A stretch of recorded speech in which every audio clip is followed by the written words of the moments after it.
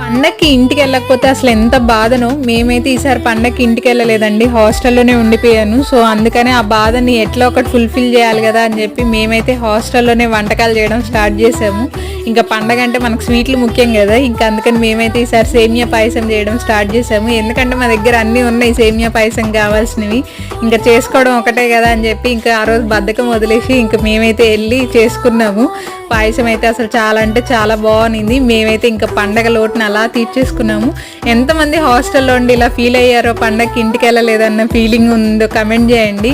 ఇంకా పాయసం ఎంతమందికి ఇష్టమో కూడా కమెంట్ చేయండి. ఇంకా పండగ మేము ఎలా జరుపుకున్నాం ఏంటి అనేది లాంగ్ వీడియో పెట్టాను, లింక్ డిస్క్రిప్షన్లో ఇస్తా. ఇంకా ఎవరైనా చూడని వాళ్ళు ఉంటే వెళ్ళి చూడండి.